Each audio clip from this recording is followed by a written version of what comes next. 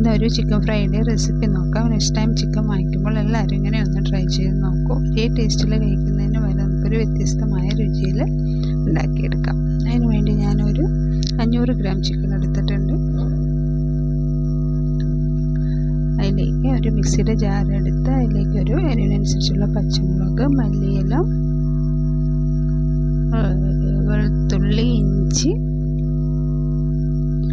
കുറച്ച് ജീരകം ചേർത്ത് നന്നായി ഒന്ന് അരച്ചെടുക്കാം. അത് ചിക്കനിലേക്ക് ഒന്ന് ഒഴിച്ചു കൊടുക്കാം. അതിനുശേഷം ഒരു 1/2 ടീസ്പൂൺ മഞ്ഞൾപ്പൊടി, തൈര്,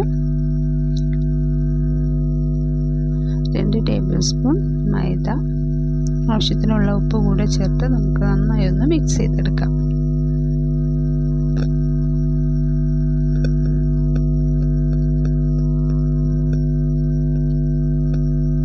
ശേഷം ഒരു 10 മിനിറ്റ് റെസ്റ്റ് ചെയ്യാൻ വെച്ച ശേഷം നമുക്ക് ചിക്കൻ ഒന്ന് ഫ്രൈ ചെയ്തെടുക്കണം.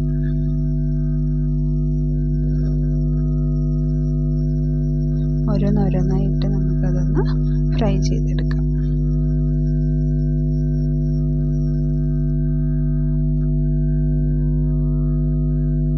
നല്ലൊരു ബ്രൗൺ കളർ ആവുന്ന വരെ നമുക്കതൊന്ന് ഫ്രൈ ചെയ്തെടുക്കാം.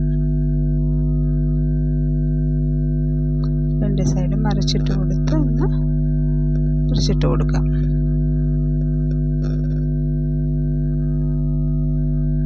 ഇപ്പം നമ്മുടെ ചിക്കൻ ഫ്രൈ റെഡി ആയിട്ടുണ്ട്. എല്ലാവരും ഒന്ന് ട്രൈ ചെയ്ത് നോക്കൂ. വളരെ ഈസി ആയിട്ട് തന്നെ വളരെ കുറച്ച് ഇൻഗ്രീഡിയൻസ് മാത്രമേ ആവശ്യമുള്ള. എല്ലാവരും ഒന്ന് ട്രൈ ചെയ്ത് നോക്കണം. നല്ല ടേസ്റ്റി ആയിട്ടുള്ള ഒരു ചിക്കൻ ഫ്രൈ ആണ്.